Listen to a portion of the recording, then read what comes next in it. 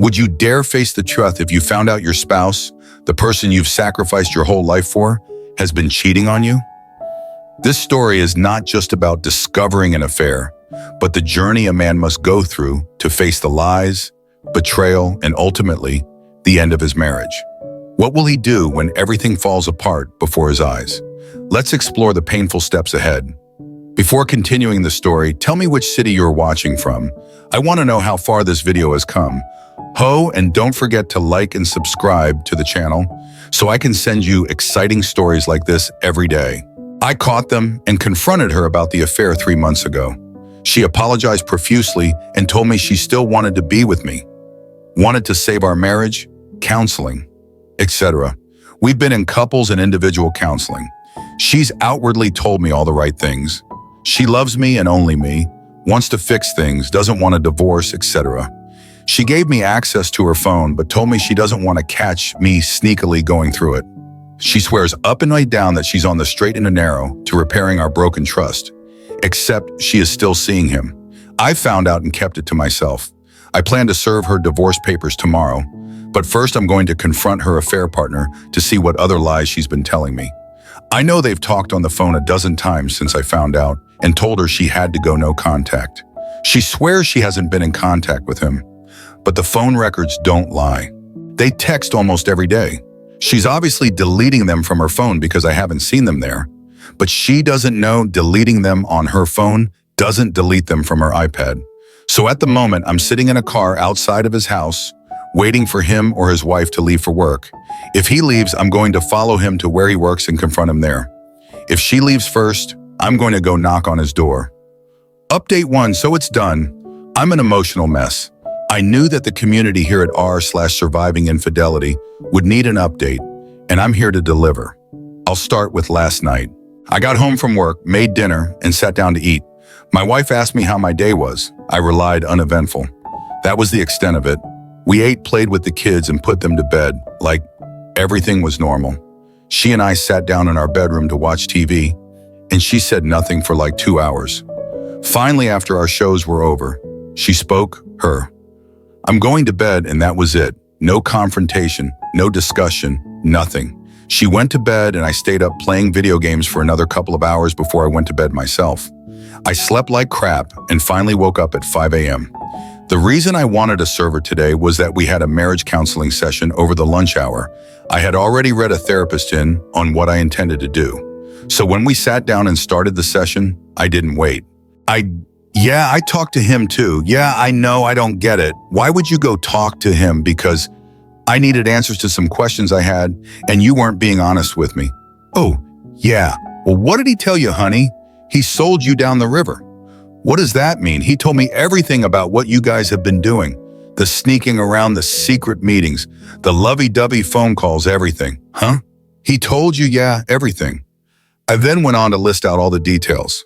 I already knew of their texts, calls, meetings, dates, times, etc. She started to bawl. So it's clear to me that while you've been in here telling me one thing, your actions tell a completely different story. So I'm done. What do you mean you're done? Handing over the divorce papers. I want a divorce. She took the paperwork in her hands like it was a venomous snake and stared at it. She then looked to the therapist for help. How do I fix this? I don't want a divorce. I want you. I want our life. I want to stay the therapist. Do you see where confronting AP is coming from? When your words and your actions are telling conflicting stories? You always believe the actions, not the words. Your actions have told me all I need to know. How do we move forward from here without fighting, without vitriol, without dragging our children through the mud? The rest of the session was surprisingly cordial. There were a lot of tears on both sides. I expressed how betrayed and angry I am that she would continue this affair behind my back, thinking of me as a lovable idiot who would never know. She cried because her entire life, as she knows it, is ending. I told her I cut off her money supply, that she can use half of what we have to hire a divorce attorney. I told her she cannot live in our home anymore. She will need to go stay with family or friends. I told her I was done and that there is no chance for reconciliation. She cried more when we talked out of the appointment. She grabbed my hand and made another last-ditch effort to garner my forgiveness. I pulled my hand away and told her in no uncertain terms that was done and I did not want her in my life anymore. She fell to the ground sobbing. I walked out the door and left her like that. As I drove away from the therapist's office, I called a Fair Partner's wife and left her voicemail saying I really need to speak with you. Please call me ASAP. I then called my attorney and told her to file the paperwork, but to hold on the TRO unless things got ugly. My wife called and texted me several times after I left. I let them go to voicemail and haven't listened to them yet. I felt dead inside as I drove to her parents' house before I walked in. My phone rang. It was a Fair Partner's wife calling me back. He hadn't said anything to her. I told her I needed to meet with her in person, and could I meet up with her in an hour? She said yes, and we set a place and time.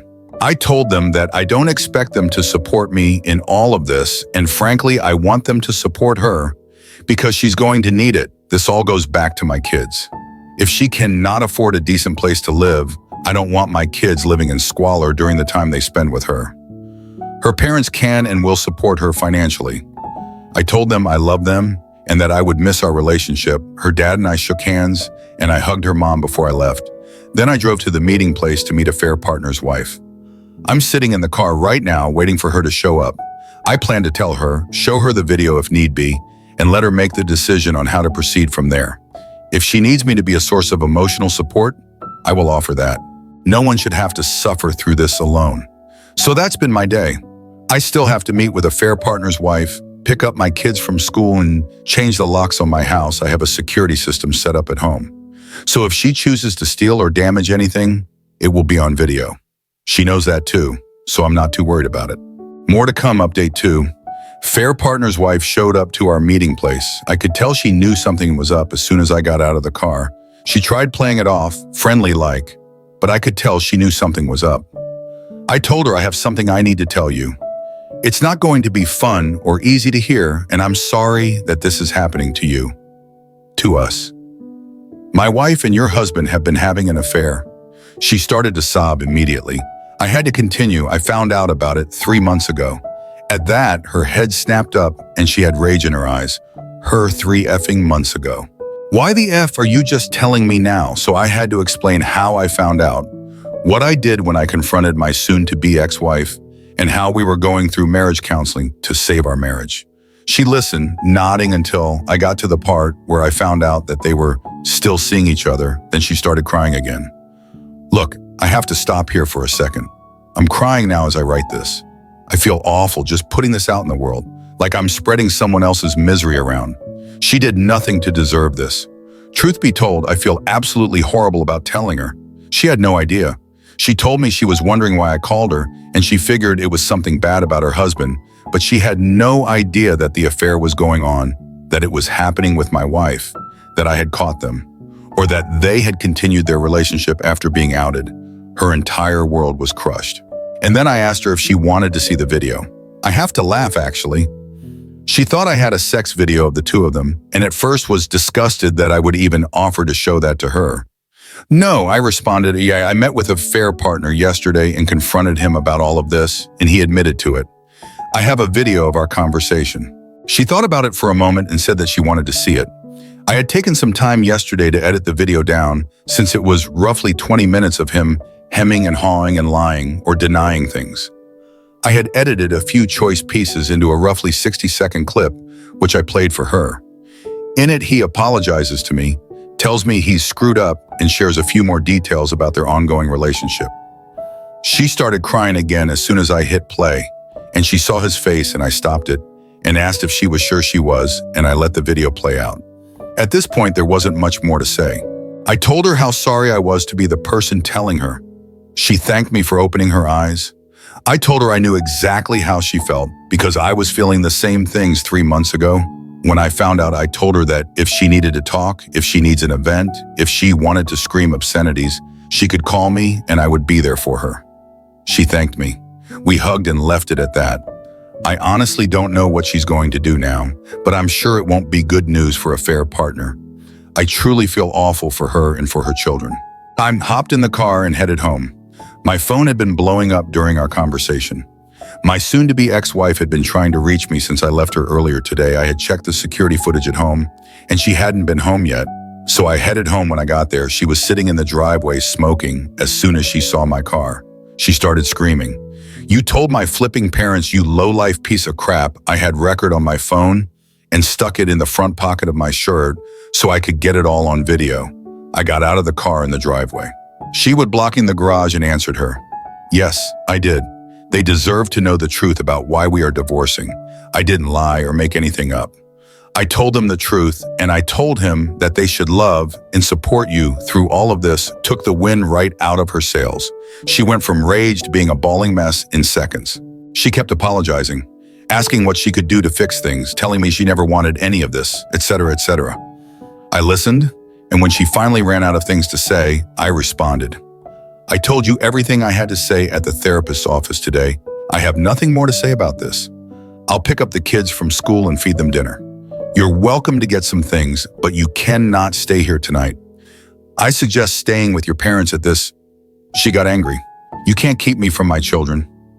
"No," I responded. "I don't intend to keep you from our children, but given the state you are in right now, I don't think it would be a good idea for them to see you like this. I'll tell them you want to stay with Graham and Gramps for a few days because Gramps has been sick, and Graham needs some help around the house. They will understand that, and they won't question it. But we need to decide how and when we are going to tell them about this, and it needs to be before the end of this week." She started sobbing again. My heart broke for her in that moment. I saw the woman I loved, the woman I married, the woman I pledged to spend my life with, raw and emotional and lost and hopeless. I hugged her and told her I was sorry that this was happening, but that this was the result of her decisions, and that I would no longer stand by and be married to a woman who would treat me like this. We stood there and embraced for a long time, her crying into my shoulder in that driveway. Finally, she pulled away and tried to kiss me. I pulled back and said, "That's not going to happen." She broke down again, and I turned and walked into the house. I went into the kitchen and fixed myself a very stiff drink. After 20 minutes or so, I heard her come into the house. She quietly went to our bedroom, and I could hear her packing a bag. I stayed in the kitchen, and she found me there with her suitcase packed. "I hope you're happy." She told me, "I'm not happy at all," I responded. "I didn't want this. I wanted you. I wanted us. I wanted a wife who would love me and treat me with kindness. And instead, I got this. So no, I'm not happy at all," she screamed to me. Then, "Why are you doing this? Why are you throwing away everything we have?" "I'm not," I responded. "You threw all this away when you went back to a fair partner. Now I'm just cleaning up the pieces." She screamed a few more choice obscenities at me, but I wouldn't rise to take her bait when she realized I wasn't going to engage with her. She left, slamming the door so hard it knocked a picture frame off of the wall in the back hallway. I heard her screech out of the driveway, and she left. I finished my drink and replayed the video of her screaming and cursing at me. If things get bad, I've got enough video evidence to keep myself protected legally. I picked up the kids after school and brought them home. I explained that Mom is going to be staying with G&G for a few days. The kids were sad but didn't ask questions. We played, ate dinner, and they are getting ready for bed. I haven't heard from soon-to-be ex-wife, affair partner, or affair partner's wife in several hours. The house is going to be very quiet. Once the kids go to bed, and frankly, I miss it here with my bottle and just pour myself a few more drinks before bed. Update 3. I've mentioned already that I talked to affair partner's wife on Friday. She told me that she is not ready to end their marriage and that they are staying together and are going to try and make things work. They're in counseling. They have children together, and I don't begrudge her trying to save her marriage. I did the same thing when I was in her shoes. Their kids don't know. I wish them nothing but the best, and I hope they're able to work things out. She asked me not to contact her while they work on things, and I fully intend to respect her wishes. I hope they can salvage things. My wife and I had another therapy appointment on Friday where we exclusively discussed how to tell the kids. She told me that she doesn't want to get divorced. She begged me over and over again not to go through with this. I told her that she made the decision for me when she went back to a fair partner after I told her not to. She told me that they hadn't slept together again after I found out why, and that she didn't discuss the details of what she and I were going through. Why? When I confronted her with what I knew again, she broke down and told me she knew what she was doing was wrong, but she didn't think about the consequences. It's just that she needed someone to confide in, a fair partner, because she couldn't talk to anyone else about it. You know, like me, her husband who she was supposed to be trying to work things out with, even when I do consider forgiving her and giving it another shot. I just keep going back to the lies and deception. She just keeps digging her hole deeper, lying to me about sleeping with a fair partner again, lying to me about what she told him. It comes so naturally to her that I know I can never trust her again. The lies just roll off her tongue as if she believes they are the truth, and if I weren't so informed, I'd believe her. But I know better, so even in the moments where I want to embrace her, kiss her, and tell her everything will be okay, I remember her lies and it keeps me focused on moving forward separately. Anyways, we told the kids a Friday night. It was awful. They totally understand what is going on, and they are a mess. They are mad at her for having a boyfriend and mad at me for leaving mom. She really did not want me to say that she had a boyfriend, but I was resolute on that part. The kids have their first therapy appointment on Friday. I have no idea how well that will go, but I'm hopeful they will get to start working out their emotions around the whole thing. Meanwhile, I'm trying to be firm as a disciplinarian while giving them the freedom to express their grief and anger and confusion around what is happening to their worlds. It's a difficult balancing act, yes. It's okay to be angry and yell and cry. No, it's not okay to destroy your toys because your angry crap like that, soon-to-be ex-wife, came back to the house Friday night. And for the time being, we are cohabitating until we come up with a plan for who is moving out and when we will have to sell the house. I can't afford to keep it and pay child support and pay alimony, regardless of how much that turns out to be. The housing market in our area is down right now and no one is buying houses. So we agreed to wait until spring to put it on the market so we can get a better price for it. The next 4 months cannot go by quickly enough for me. It's also going to be a miserable Christmas. I can't even bring myself to put up decorations. They're trying to celebrate something right now seems completely foreign to me. I'll do it. I want the kids to have as normal a Christmas as they can possibly have. I just need to find the time and mental bandwidth to drag the tree out of the storage and put it up. She's sleeping on the couch as much as I want to be the bigger man on this and give her our bed. I can't bring myself to do it. I put a lock on the bedroom door and lock it in the morning before I leave the house so that she cannot get in there and mess with my things. For the moment, she's using the guest room and keeping some clothes in a suitcase. Call it petty, call it a dick move, call it whatever you want. She left me and I'm going to sleep in my bed at night and let her suffer on the couch. So that's where we are at right now. It's not a super detailed update, but it covers the basics of what has gone on over the last several days. The house is relatively peaceful. She's barely talking to me, much less screaming and throwing a fit. The few things we do discuss are kid-related and are brief and to the point. I'm sure there is more going on under the surface with her. There always is, but for now, she's being amicable.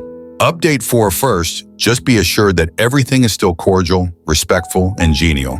Tension ran high for the first week, but it's come down considerably as we all settle into our new normal. Frankly, it gives me hope that we can continue to settle things amicably as we've generally been respectful to each other throughout all of this. I know it's hard to believe after everything she put me through, but she's being pretty straightforward and honest about everything, and I've been steadfast in my resolve, well, with one notable exception, to continue forward. Second, putting up the Christmas decorations was awesome. The kids had a blast with it. We played Christmas music, we put on Christmas movies, and we didn't take anything too seriously. Soon-to-be ex-wife got in on it too, since she's still living in the house. I couldn't exactly keep her from helping. She oversaw the kids putting ornaments on a tree while I hung lights up outside. I came in, and we all had hot cocoa and watched Christmas Vacation. I sat on one side of the kids. She sat on the other side. In previous years, we would have cuddled up on the couch together to watch the movie, but I wasn't about to do that. Third, the kids' therapy is going well. The first meeting was honestly a lot of paperwork and get to know you stuff. We got into things a little bit, but the kids were shy and unclear about how it was all going to play out. I think that having me and soon-to-be ex-wife in the room also put them on guard a little bit. The second session apparently went a lot better. We started session 2 all together talking, and then the therapist asked if we could step out for a little bit. We waited outside of the room while the therapist and kids talked. Then after about 15 minutes, We went back in and the kids shared what they had discussed. They expressed a lot of sadness and uncertainty, told us they didn't want us to get divorced, and told us that they didn't want to live in separate houses. Here's the fun part. Soon-to-be ex-wife started crying and said, "I don't want that either." As I sat there open-mouthed, all I could say was, "Are you kidding me?" I stopped myself from going further. I nearly blurted out, "Then you shouldn't have screwed around on me," but I didn't then. Like a dummy, I chimed in, "I don't want that either," but it felt like I was just tagging on to what she said. Then I turned to the therapist and asked if we could speak to her alone before we left. With 5 minutes left in the session, the therapist asked the kids to step out into the waiting room and close the door. She then lit into my wife. She said that she was being manipulative and was painting me as the bad guy with what she was saying, and that she needed to cut that crap out if we were going to have a good co-parenting and relationship together going forward. She said that if my wife truly didn't want to get divorced, then she would have thought about the consequences of her actions while she was having her affair. She basically said everything I wanted to say, but couldn't. It was kind of awesome. That night, soon-to-be ex-wife apologizing me for what was said in therapy and said she would think more about what she was saying and how her words would impact the kids before she said them. It was about all I could hope for. Outside of that, work is good. Christmas prep is coming along nicely. Oh, and I accidentally slept with my wife. Yeah, that's the above-referenced exception to my resolve. Here's what happened. Rewind back to the night.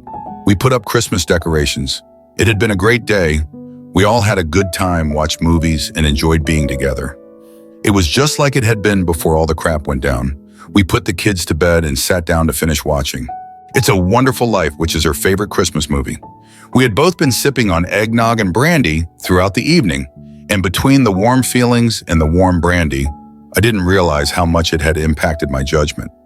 She leaned over and kissed my neck softly. I didn't turn to her, and we went at it like a couple of teenagers. I wish I could say that I wasn't thinking to myself, "Don't do this," but I thought about it. I just went against my better judgment and did it. Anyway, it had been so long since she and I had been together. I know I wasn't in my right mind. That said, it was great. We both had a fun time.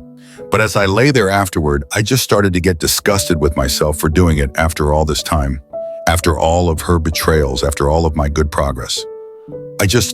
I'm still mad at myself. And now I've got to deal with all of the fallout from this. I told her that night. It didn't change anything between us, that I still want a divorce. I told her it couldn't happen again and that we weren't going to go back to the way things were. She agreed.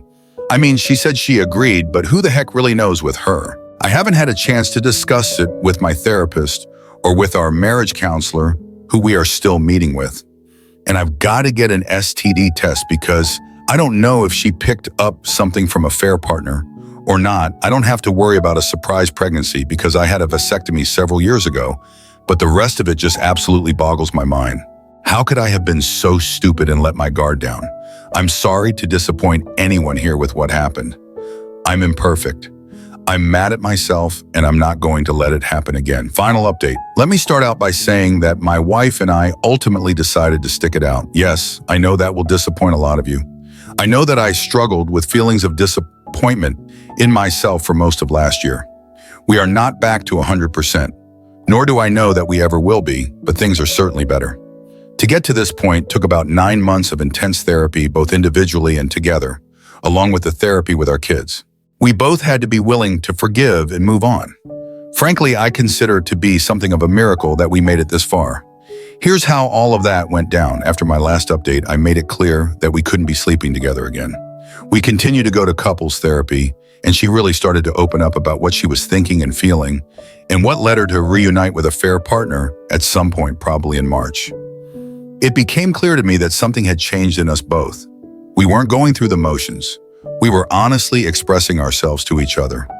She had deep-seated fears of becoming lost in being a wife and mother. She wanted something that was missing and tried to get it outside of our marriage. Don't get me wrong, I wasn't falling for a con. I truly believe she was lost and looking for something. She was missing, she should have looked for it with me, but she didn't. I have forgiven her for that. I expressed all of my hurt, pain, and how shattered my trust had become. I was fearful of getting burned again. And honestly, I still am. To a point, I know it could happen. Really, anything can happen. but I've given up on my need to control things, and I've handed it over to my faith in her, that she will never do something like this to me again. It's not just that I derive a great deal of inner peace from having a plan. That's just who I am personally.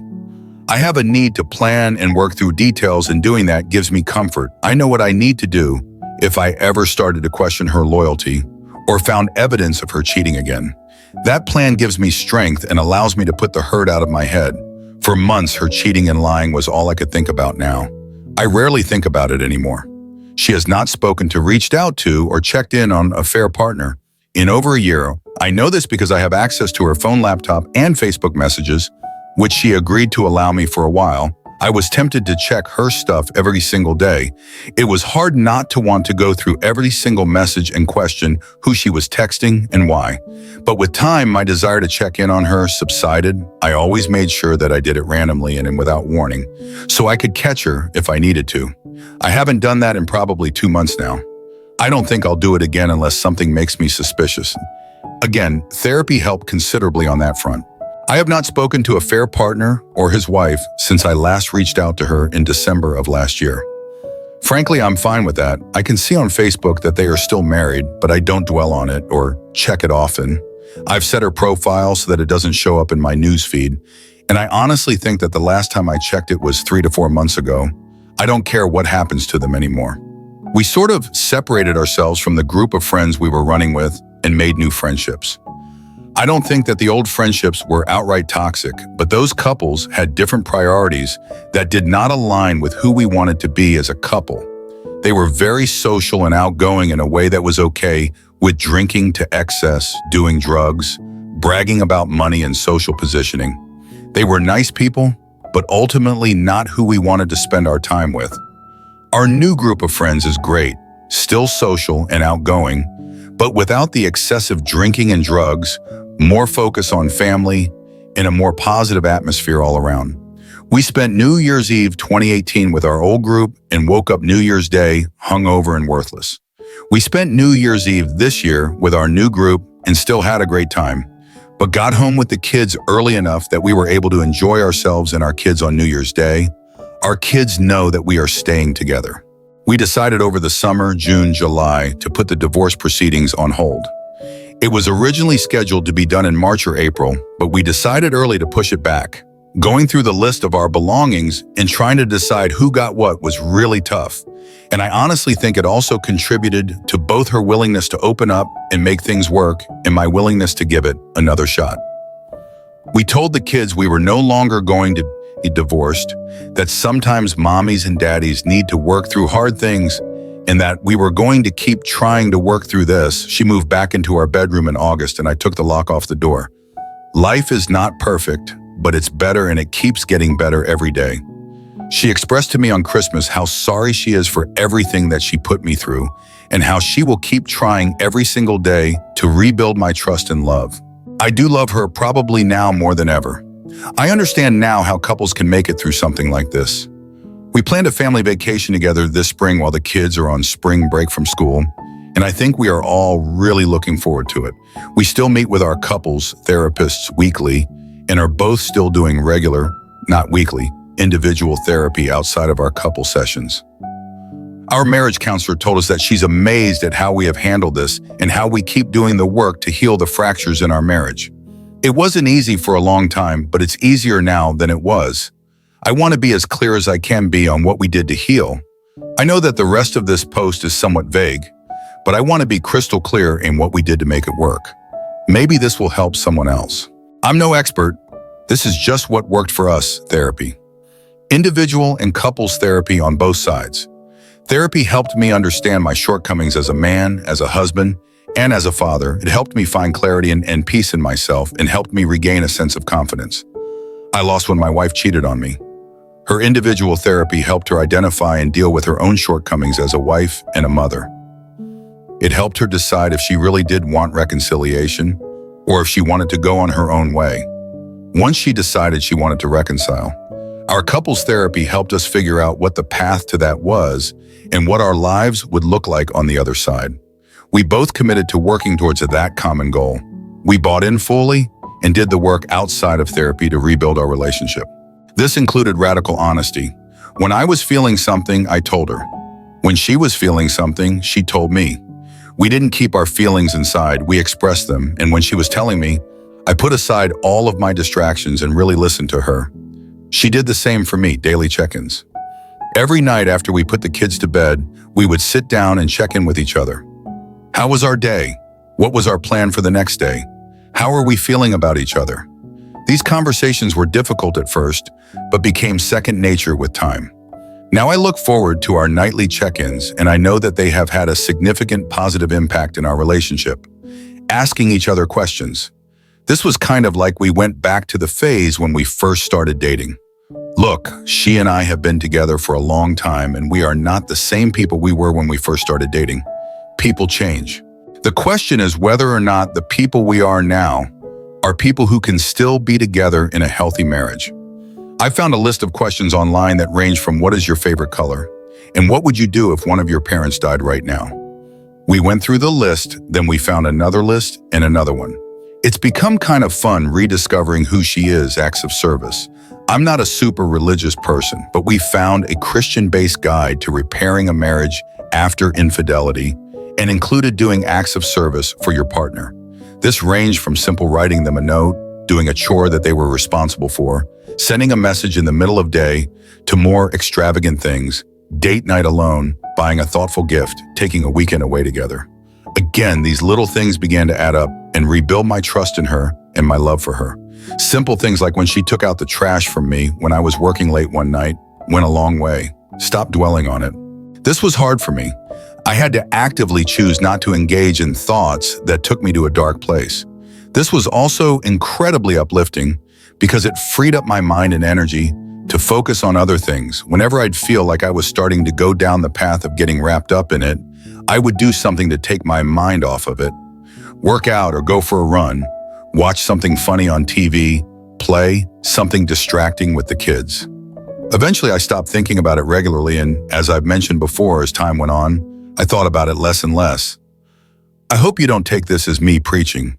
I honestly believe that some people shouldn't be together. I honestly felt that about us until partway through last year. Some people can make it work. Others definitely shouldn't. I can't judge your situation any better than you can judge mine from the outside.